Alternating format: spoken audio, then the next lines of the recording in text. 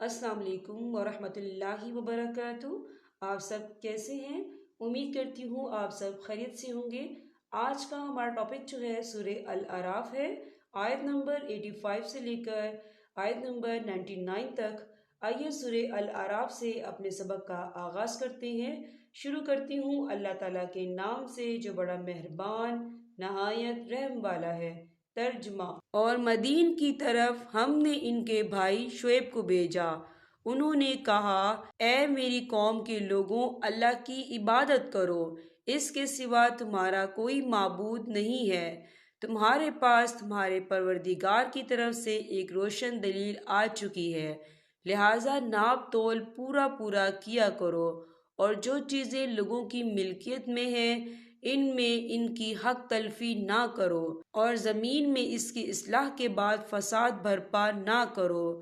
لوگوں، یہی طریقہ تمہارے لیے بھلائی کا ہے اگر تم میری بات مان لو، اور ایسا نہ کیا کرو کہ راستوں پر بیٹھ کر لوگوں کو دھمکیاں دو، اور جو لوگ اللہ پر ایمان لائے ہیں ان کو اللہ کے راستے سے روکو، اور اس میں ٹیڑھ پیدا کرنے کی کوشش کرو۔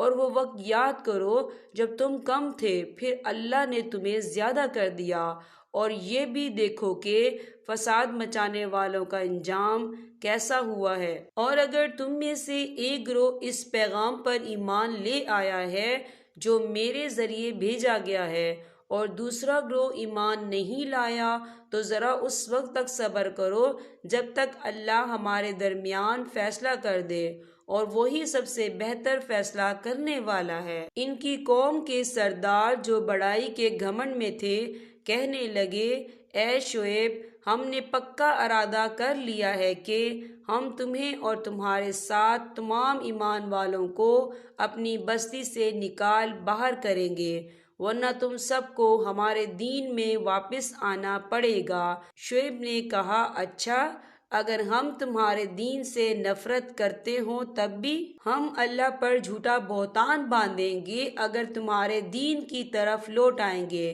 جبکہ اللہ نے ہمیں اس سے نجات دے دی ہے۔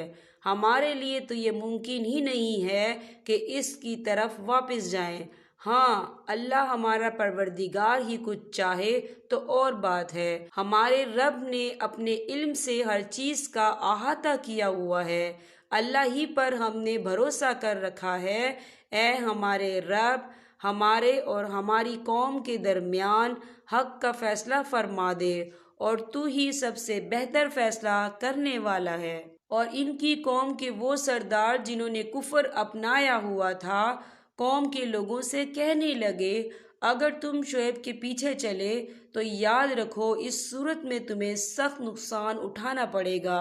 پھر ہوا یہ کہ انہیں زلزلے نے آ پکڑا اور وہ اپنے گھر میں اوندے پڑے رہ گئے۔ جن لوگوں نے شعیب کو جھٹلایا وہ ایسے ہو گئے جیسے کبھی وہاں بسے ہی نہیں تھے۔ جن لوگوں نے شعیب کو جھٹلایا آخر کو نقصان اٹھانے والے وہی ہوئے۔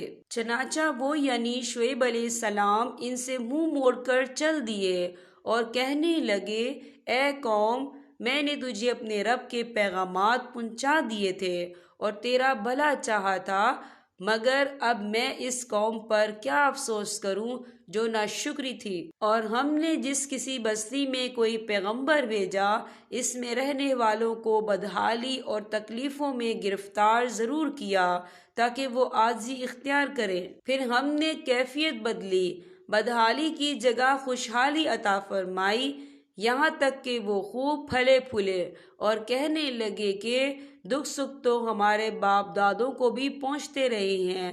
پھر ہم نے انہیں اچانک اس طرح پکڑ لیا کہ انہیں پہلے سے پتہ بھی نہیں چل سکا۔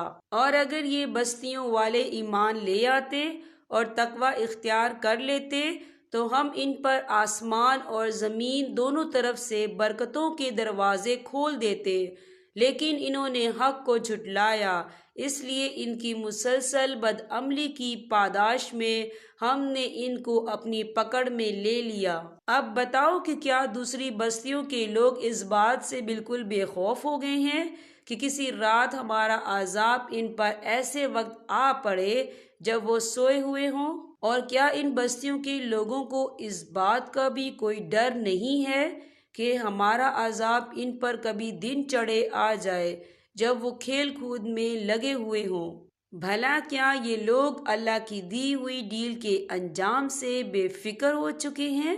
اگر ایسا ہے تو یہ یاد رکھیں کہ اللہ کی دی ہوئی ڈیل سے وہی لوگ بے فکر ہو کر بیٹھتے ہیں جو آخر کار نقصان اٹھانے والے ہوتے ہیں۔ یہاں پر ہمارے سبق کا اختتام ہوتا ہے۔ اللہ پاک ہم سب کو قرآن پاک پڑھنے، سمجھنے اور اس پر عمل کرنے کی توفیق عطا فرمائے۔ اب میں آپ سے اجازت چاہوں گی۔ السلام علیکم ورحمۃ اللہ وبرکاتہ۔